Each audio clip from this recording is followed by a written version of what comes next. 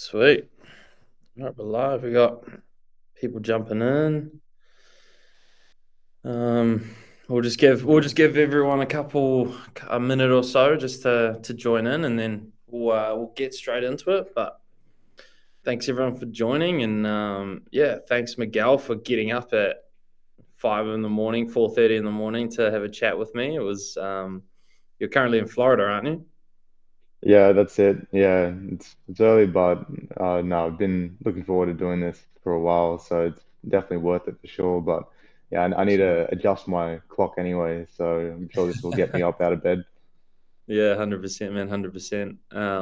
No, it's cool, man. You've got such an interesting story. So it's definitely worth kind of shedding light on, your journey and sharing it with our community because we've got a lot of kids that are going through this process and they think it's going to be pretty straightforward and it's going to be easy sailing. So I guess this was a super important chat for those kinds of people. But um, yeah, I guess we'll just get into it. But yeah, thanks everyone for joining the webinar. I'm Will, obviously the recruitment manager here at Platform Sports. Joined with special guest Miguel da Silva, and yeah, we're here to talk about college soccer and what that journey could look like. We've had a lot of different guests talk about their stories, and I think yours is very unique and exciting to share that with our community. So I guess what we'll start off by doing is giving, if you could give us a bit of an intro into kind of your origin story, I guess, where you came from and your early soccer influences and how you got to the point where you knew that you wanted to play college soccer. Yeah, so I come from a Portuguese family, Portuguese Australian, so football was always something that was built into me from day one. And yeah, I was introduced to soccer at a very early age, and it's just something that I fell in love with right from the beginning. I've been playing it since I was 5, 6 years old, all the way up from juniors into seniors. So I'm from Canberra, so that's where it all started. And then after I graduated high school, I moved to Sydney to play it because my goal was to play at the highest level possible. I knew that the competition in Sydney was quite strong. So I moved up there to play with teams like Apia and North Shore Mariners. And while I was over there, at the time I was with the under 23s, and I was good friends with someone from the first team. And I was still pretty young at this point, 18, 19 years old. And he told me that, I know this guy who's pretty familiar with the college experience, and at this point, I had no idea anything about US college soccer. I didn't even think about it. Didn't know it was an opportunity. Didn't know, yeah, pretty much anything about it. And got introduced to what it was all about, what the opportunities are, and to play professionally and to pursue a degree, while essentially the school is paying for it. And I thought, this sounds incredible. I've, and I spoke with my family about it, and from there, yeah, it all just felt like something that was really called to me and spoke to me about this great opportunity where I could be, relying on myself and move away from home and really learn how to develop myself as a person and throughout my career. And unfortunately, I couldn't go straight away because that was when COVID was just starting, and so I had to wait until. So I graduated in 2018, and then 2021 in January was when I made the first move to my JUCO, which was where it all started. Well, so you were out of high school for quite a while before you even went to college. Well, how did that come about, and how did you feel? Were you one of the oldest guys that coming into the college system, being 2021? Yeah, that was definitely where things started to sort of stem away from the norm, which is when, yeah, like normally as a freshman, you're coming in at 18, 19 years old, but because of when COVID happened around 2020 and the Hmm. beginning of or in 2020. And so really what happened for me was uh, I was supposed to go. I was supposed to go in right as COVID hit, and then the season got cancelled, and so they wanted me to come back the year later. So rather than just getting into it straight away, I decided to finish out my year in Sydney. So I finished with the team, and then spent a bit of time at home. And while I was waiting, essentially to get over there, I moved to Melbourne, and Melbourne again to play at a high level and to play with some teams over there.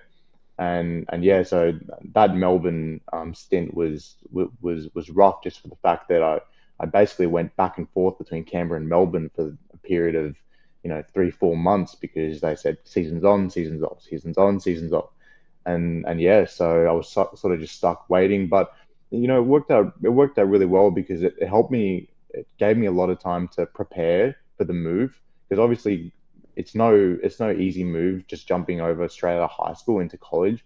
So what those periods in Sydney and Melbourne and even the little time I spent in Canberra before I left, it really helped me to learn how to live away from home. So that interstate travel was the best thing for me so that I could adapt into that environment of being by yourself and being able to feed yourself and look after yourself, wash your clothes, do laundry, uh, and also just get introduced to all these new teams, new environments, new cultures, which I think played a very big part to help me move into the college system at my JUCO when I arrived there in 2021. And being an older player and being someone that has already had experience out of home, I felt that transition go really, really smoothly.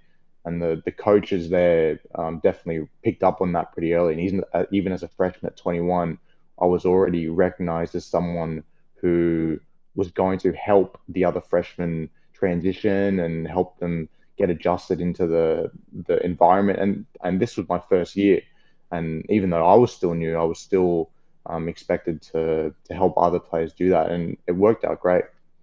Oh, that's amazing, man. And it is. You're so right. It's such a big transition moving from New Zealand or Australia to the US. It's a completely different environment. You're, like you said, by yourself, and learning those life skills is massive. Is a massive part of this whole journey, right? And so I always feel like our athletes that expose themselves to that sort of living that sort of lifestyle of being independent, they do find that transition a lot easier. So that's really good to hear that your firsthand kind of experience exemplified what it takes to move to college. So talk to us a little bit more about your college journey. So obviously you're in Florida now, and you weren't always in Florida. Tell us about kind of the schools you went to, and how long you were there for, and then we can dig a bit deeper into them.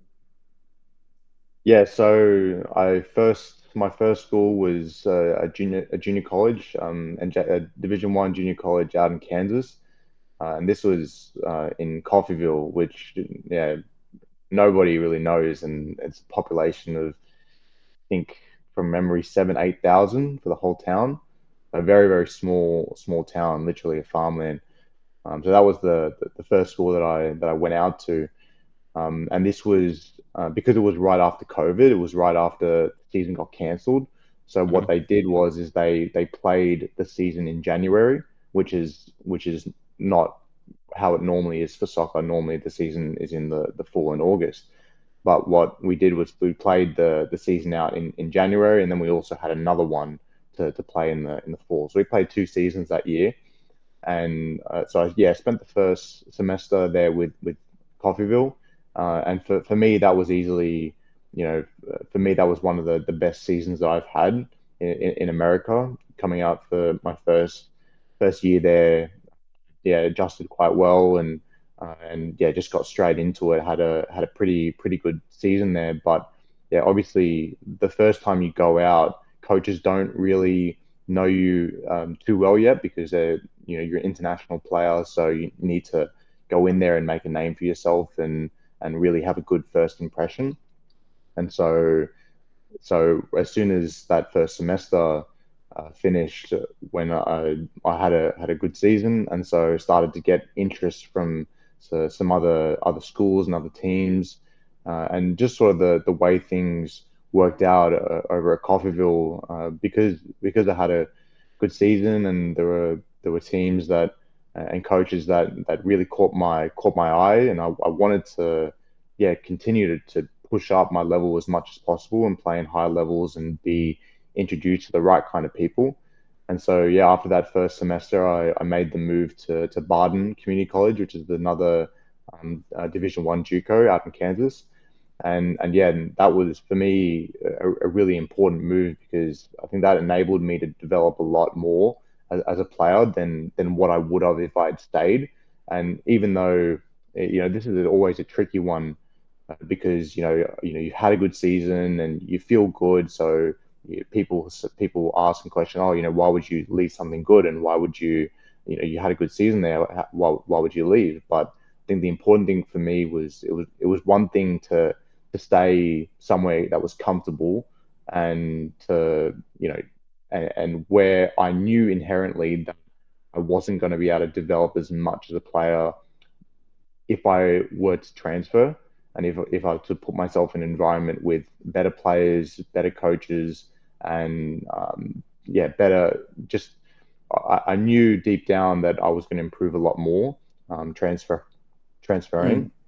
So that was the reason behind that. And then yeah, I actually then spent 2 semesters at Barden. So I played the fall and then stayed there in the spring. And my intention was to stay there up until I graduated. But what ended up happening is that the coaches decided to part away from the school. The coaches that brought me in decided to part.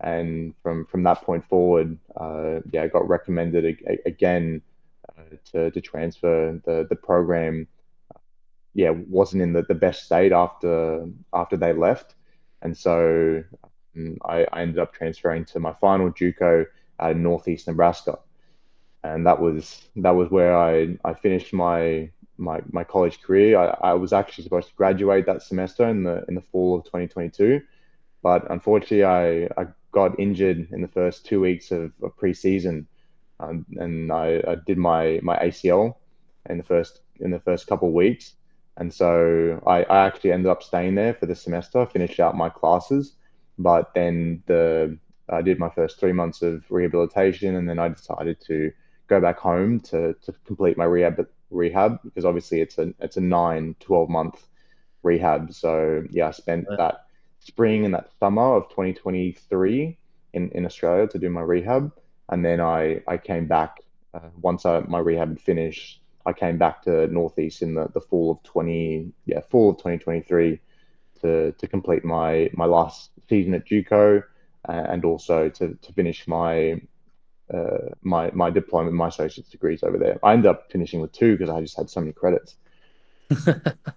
That's awesome, man. And funny, northeastern Nebraska. We've got a few mutual connections there. It was awesome. I remember when we first met. One of my golfers actually just committed there, and he's going there this fall. And it was awesome to know that there was another Aussie that had been there and enjoyed their time at Northeast. And the way that you spoke about the program, I know it really kind of comforted the athlete and made sure that they were because it is scary, I guess. It is scary packing up your bags, moving to the other side of the world, and I guess to hear it from someone local from the same country that had been there and done it, it really boosted his confidence and got him really excited. So super appreciative of that, man. And I just kind of threw you in the deep end there as well, and you did amazing. So yeah, thanks for that. What you talk about, transferring helped you develop as a player. Could you go into a bit more depth about what you mean by it helped you develop? Like, are you talking physically, mentally? I guess just elaborate a little bit on how it helped you develop, because a lot of people can see transferring as doing the opposite. But how did it help you kind of increase your game and increase your kind of college resume?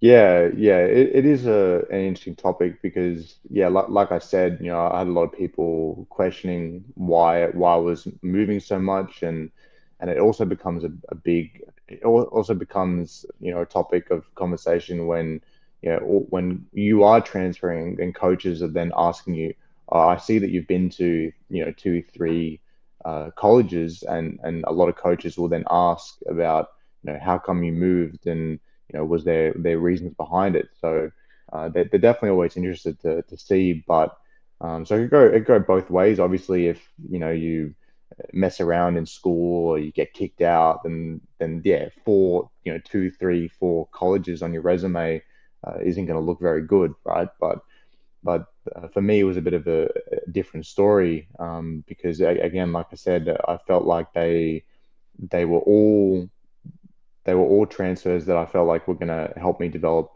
as a player, and to go into more depth about that. So what I noticed my first season at Coffeyville was that, yeah, obviously, did well, had a good season, and felt good there. But I also realized that the style of play that we were playing, it was very direct style of play, very very aggressive, and obviously it worked up until a point, against some of the better teams. It didn't work as well, and so for me, I realized that eh, the kind of the kind of soccer that I want to play and I know is going to help me a lot more is one where I can get on the ball more, have more an impact on the field, and be a part of a team that can actually, play out of the back, and have a, more attractive style of soccer. And that's probably the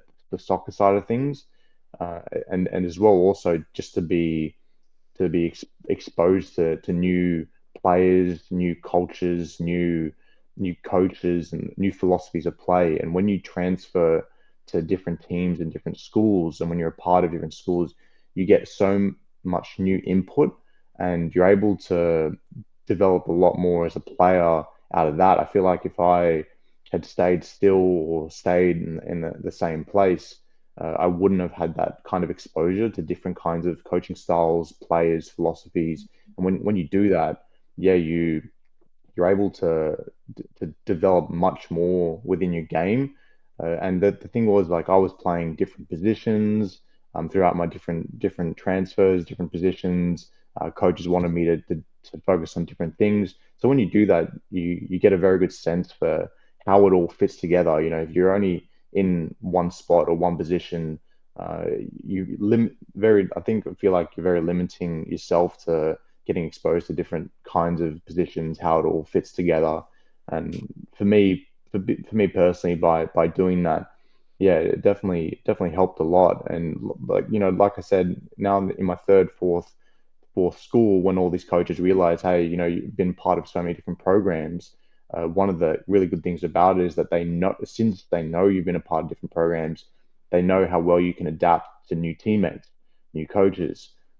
They know how you can adapt to a new facilities, new school, uh, everything, new culture, new food. Like everything is new, right? So when you're a part of so many different teams, and all of that, yeah, they do respect that, and coaches respect your experience playing within different systems, because you have to be able to play within different systems. Different coaches all play differently, so No, man, that makes heaps of sense. That makes so much sense. And you mentioned something that, coaches do look at that sort of stuff, right? So coaches can see that you've been to different programs.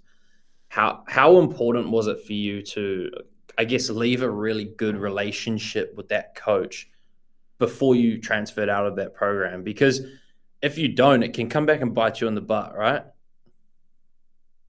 yeah, absolutely. That's probably, I would say, is one of the biggest things that you should focus on as an athlete if you are looking to transfer, is to make sure that you leave a good reputation with the coach, and not just towards the end. It's not just trying to, suck up right at the end, right? It's something that you have to do right from the beginning, regardless of whether you like your teammates, regardless of whether you like the school, regardless of whether you like the coach, even, like, aside from all of those things, you have to maintain. a baseline level of respect for everyone around you, your teammates, your coaches, your professors, and all of these things will play a big role if you decide to transfer, because regardless of wherever you go to, and my experience shows this, that the coaches will always then reach out to your previous coaches and then ask, hey, how was Miguel in class? How was Miguel as an athlete? How was he as a person? Why is he looking to transfer? And all of these kinds of questions will come up, which I won't even really know. I won't even really be a part of that conversation, but that's still something that will affect me in the end if I'm looking to transfer. So I think being able to maintain those relationships right from the beginning is incredibly important. You should not think about burning any bridges, just for the sake of, being petty, or as a kind of revenge tactic. Or yeah, you should always try and maintain and keep those relationships, because at the end of the day, you never really know, where those coaches will be in the future, and the kinds of connections they might have, right? So a lot of the times, if you're able to maintain those good connections, even if you do decide to transfer, you're no longer a part of that program. That coach may, go to if you're in JUCO, that coach may now be a part of an NCAA program or an NAIA program, and they're like, hey, I've just come to this program. Do you want to come on over, or whatever it is, and or they might be a part of a professional setup. So being able to maintain those connections is, yeah, very, very important. That's awesome. That's amazing advice, and I think a lot of people need to listen to that and make sure that they do maintain those relationships. Even going through the recruitment process before you're at college, you're talking to multiple different coaches. It's so important to maintain strong relationships with all these coaches because you just don't know what's going to happen. But as long as you've got a good reputation, that's your ticket into different environments, into better yourself, and into better programs. I guess now we'll kind of switch tack. You're playing in the NAIA now, correct? Yeah, Yeah. yep. What I guess how did you end up in Florida first of all? So you finished at Northeast. Tell me about how you ended up getting to Weber. Yeah, so basically, my main strategy for going to the new schools, aside from like the connections and networks I made throughout America, which is very important. I definitely think in terms of transferring, who is very important, and the connections you build, the networks, and also summer leagues. So for me, playing in the summer leagues made a big difference into building those networks and finding new schools. But my main strategy was just cold reach. So what I did was, I would, especially as I was graduating Northeast, and I knew that I was going to have to start looking for a 4-year program. I would just make a template email, and I would just send this email out. Obviously, I would have to change it depending on what the school was, but I would send this email out to hundreds and hundreds of different programs that I felt like was a good fit. And I did this, every day after I was when I was getting closer to graduating, throughout the breaks, the Thanksgiving. I was going through all the conferences and programs, and just, yeah, getting the name out there, working on my CV and my resume, speaking onto all these new people. And yeah, and one of the schools that I reached out to was Weber, after being in Kansas and Nebraska for 3 years, pretty Hmm. much, which is, yeah, pretty, again, very, very small towns that are essentially in the middle of nowhere. And so, yeah, Florida was definitely a place of interest for me to be able to see a new side of America. I was in the Midwest for a few years.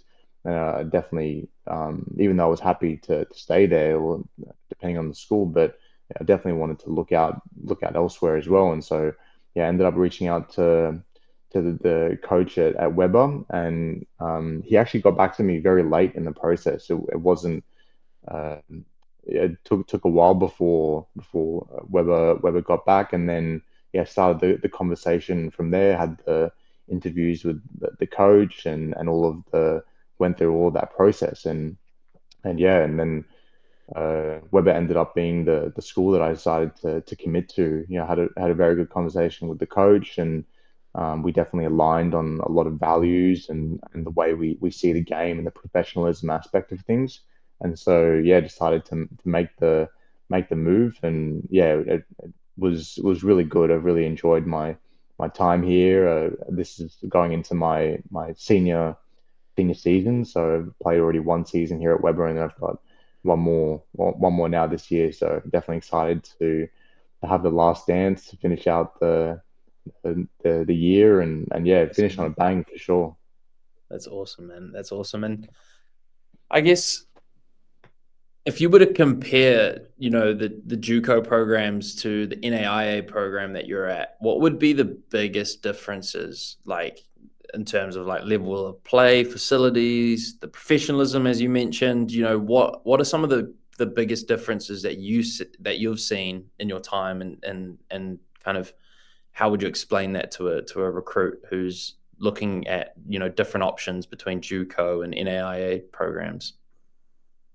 Yeah, I would probably say the biggest difference for me has come down to the overall professionalism of the school, the athletic programs, the teams. The I definitely noticed at the junior college level, I've, there's definitely a lot of focus on academics, and because obviously all the students there at the junior college level were there to get an associate's degree. So a lot of the American students, for example, are mainly doing it to get an associate's degree, to get their trade, get their diploma, and then go into the workforce. Whereas you then have a mix between those guys, and then a mix of international athletes, or even other, small portion of American athletes that are going through the junior college route, whether it be to get increase their grades or to build their resume. Because junior college is obviously a very powerful pathway in order to get yourself set within your first couple of years, and then get your name out there to help you then transfer into a program that you really want to go to. Whereas you might not be able to do that right from the beginning. But I noticed that going to Weber and going into the NAIA program was that the focus was now very much, Weber is a very big athletic school.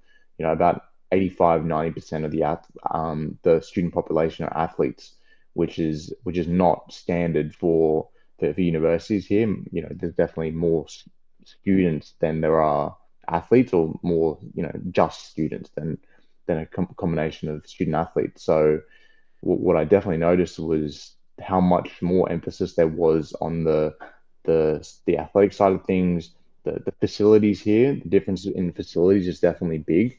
At my JUCOs, we had sort of smaller athletic training rooms with maybe one or two, even like just one or two athlete trainers for all the teams. Whereas here at Weber, we have uh, one or two athletic trainers per team, and that goes throughout all of the sports here at Weber. And so you've got you got more access to gyms. We have the outdoor pool. We have very very big ice bars as well. Whereas some of my JUCOs, we had to improvise by just throwing out like a tub and pour ice in it. So things like that in terms of the facilities for sure, make a big difference. And then you also do get a more sense for the overall quality of the league, how much goes into how much goes into making sure you're eligible to play. I think they're definitely more strict about eligibility, and being able to get yourself ready to play all of the rules and regulations, all the tests and physicals you need to pass, the assessments, things like that definitely make a big difference. So yeah, I would say those for me have been the biggest differences would be the facilities themselves. The schools have access to more money, and the programs get more funding, and yeah, for that definitely makes an impact to your overall experience. Oh, that's awesome insight. It's awesome insight. Absolutely. I guess you compared the JUCOs to the NAIAs. What would be your biggest comparison in terms of the soccer, the football, compared from your time playing in Australia to your time playing in the US? What would be the biggest differences so that our athletes get an idea around, what they can expect playing football in America? Yeah, so for me, probably the biggest difference between playing in Australia and playing in the US would be the amount of international athletes that you get a chance to play with compared to Australia. You know, if you're playing in the NPL or even some of the state leagues, you're at most going to play with one, two, maybe three visa players, right? And so you get a very limited exposure to what soccer is like outside of Australia. You know, everyone knows the way Australian football is very physical. You know, have to be fit, physical. The intensity of the game is definitely very high, and the it definitely takes a step away from the more technical side. You know, you see a lot of chip and chase and things like that. Whereas what I noticed more playing in the US was that the game definitely is a lot more technical.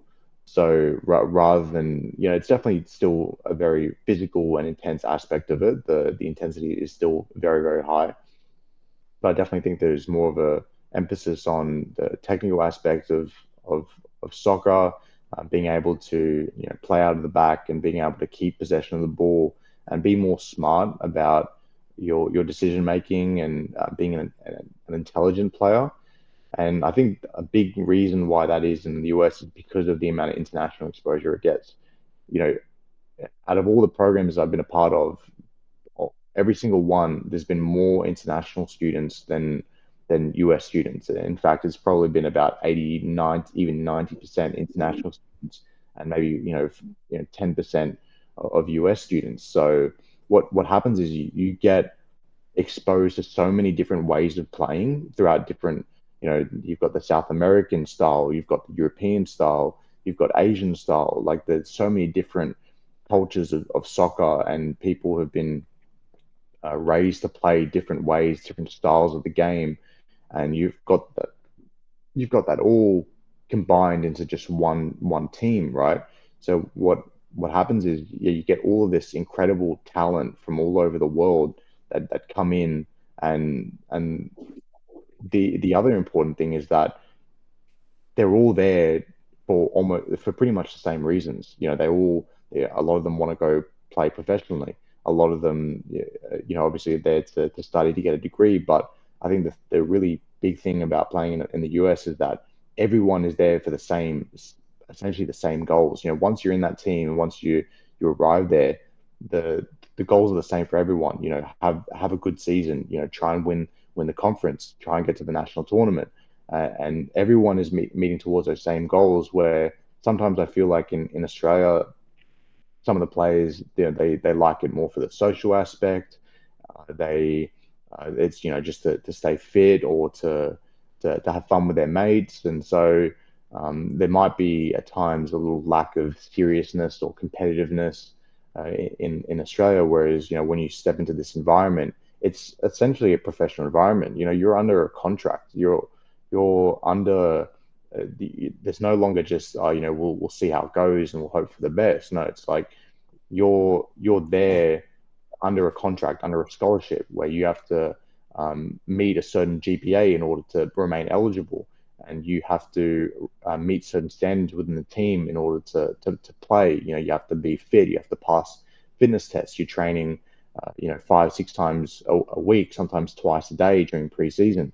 You're playing two, 3 games a week, and that overall professionalism is massive. It's huge. You go from in Australia where you train 2, 3 times a week and you play once on the weekend. So you step into this environment where you're training 5, 6 times a week. You play three games a week at times, and this really intense environment. You can imagine how much more of a development you're getting as a player by putting yourself into this professional, essentially a professional setup with full-time players, full-time students, full-time coaches, and you're all there for the same goals. So it's definitely a really big difference that I've noticed playing in Australia compared to playing over here. No, yeah, that's awesome to hear. That's awesome to hear. And do you find that you, I guess, struggle to transition back? Obviously, you were just here recently playing a bit of football. Did you struggle more with the transition back because you like lose that level of I guess professionalism? Yeah, it's definitely a difficult one because on one hand of things, like I have just spent all that time playing in the US and with all that extra training and all of that, and so yeah, I definitely feel like my development as a player has been phenomenal compared to what it would have been if I had just stayed in Australia. But yeah, definitely, I think once you switch between the two, there's definitely a difference. Yeah, like yeah, people see this all the time. If you're in a team and you're playing against a team who may not be very good or a lower level team, sometimes you get into the habit of falling to their level a little bit or dropping a little bit in your level or even your mindset, thinking, oh yeah, this will be easy. Yeah, Mm. been there, done that before. So I think, yeah, it's definitely it can be a bit of both. But one side of things, the amount of development I've had as a player has definitely helped me play in the Australian league, and I noticed that as I've just come out of it, is that being able to read the game and being able to see things ahead of what other players might see has definitely helped a lot. But then on the other side of things is you're then moving into an environment where you're only training two times a week, play once on the weekend, and again, some of the players are just there for the social aspect and not really that serious or switched on. So yeah, that can definitely be a more difficult transition. But I think if you have the right mindset about things and you try and do your best to use what you've learned to try and make you thrive in that environment, it can definitely be good one if players decide to transition back into it. So I guess it depends on how you go about it. But yeah, like I said, I think the amount of development you get as a player over there, stepping back into that environment in Australia, I definitely feel like the amount of growth I've had as a player has helped me incredibly. Yeah, no, I love that's awesome, man. Um, I won't hold you for too much longer. I know you gotta get back to sleep, but just a couple more questions. I guess the the big one. What did you wish that you knew before you went over to the US? Yeah, what I wish I knew before. I think probably one of the biggest things that I guess I wish I'd known is probably just to have someone being able to explain to me exactly what I would have been introduced to. I think like you said before, being on that call with Darcy about going to Northeast and having someone just explain to you what to expect. I think if I got that call from someone when I was just about to move over, I think it would have made a massive difference. And just yeah, because I didn't really know exactly what I was going into. You definitely have some resources and you can watch YouTube videos and things like that, but you definitely don't get anything compared to someone that's been there and done that, and someone that's been through all of that to then share with you their experiences and share what they've been through, what they've learned throughout it, what could have helped them more. I think I think me then explaining that to him then also gave me different ideas of what I wish I'd known. Like what the facilities would have been like, and what I could expect from the coaches and the teammates, and The exactly what I academics as was. well. Yeah, Yeah. yeah. The academics, a big question is like, oh, what's the difference between school between US and America? Is it easier? Is it harder? What can, and that was definitely something that I didn't know going into it. I had to Yeah. sort of just throw myself in and then just see for myself what it was going to be like. But Yeah. yeah, I think I definitely wish, had someone to come in and speak to me and just let me know what exactly I was going to get myself into, and even though it all works out anyway, I think having that reassurance and yeah, having that someone that you can trust or someone that you can talk to about it definitely helps a lot. It makes you feel a little bit better, and yeah, like going to America, it's not making that jump from being with your family and then going to a new culture, a new environment. It's definitely not easy. So I think you know and I've definitely met players over there that international players that after their first season, or even I've met players over the first couple of weeks that have just got there and had no idea what they were getting themselves into, and then they've just said, you know what, like I don't think this is for me, and like they'll just go back home just out of culture shock and homesickness, and that's definitely it can be a big issue for people that haven't had that experience of living away from home. So I think if even if some of those players just had someone to be by their side and guide them through the process, and have someone tell them what they can expect, which is something that I think I appreciate a lot about platform sports, is having all those people that have just been through all of these different experiences and know the US inside and out, to be able to give that reassurance to the players before they step into that environment. Yeah, man. And on that, you're happy if any of our athletes want to reach out and have a chat, right? I'm sure a lot of them would love to kind of just talk to you about your journey, and maybe ask some questions, because a lot of our guys are going, through the JUCO route or NAIA, and so I'll definitely make sure that you are going to be involved with platform sports moving forward, Miguel. So it's exciting that you can show a different lens on the college process and educate a lot of these student athletes. So that's awesome. But just a couple easy ones to finish it off, mate. What's your favorite US food? You've been there a while now. What's your favorite go to? Oh, that's definitely a tricky one. Because there's so much food here. Um, yeah, so many different kinds of food. I think one of my one of my guilty pleasures, I think, has got to be some of the candy here. Definitely in the past, when I was introduced to the candy, was definitely a big one. I would say probably the Hershey's chocolate was probably a big one for me. Oh, they because they have all those different flavors of M&Ms. Like Yeah, I didn't realize that there was so many flavors of M&Ms yeah. before I got here, and then they've got every flavor under the sun. And I think definitely when I first arrived in the US, the M&Ms were probably my go-to, the peanut Okay, butter there you go. M&Ms. Yeah. And what do you think's the most overrated American food that people sit here in Australia and they go, "Wow, I can't wait to get to the US and try, Chick-fil-A or In and Out or whatever it might be." What do you think's most overrated? Oh, I probably I don't know if I'm the best person to ask this, because I don't think I've had a lot of the food in a while, but I think uh,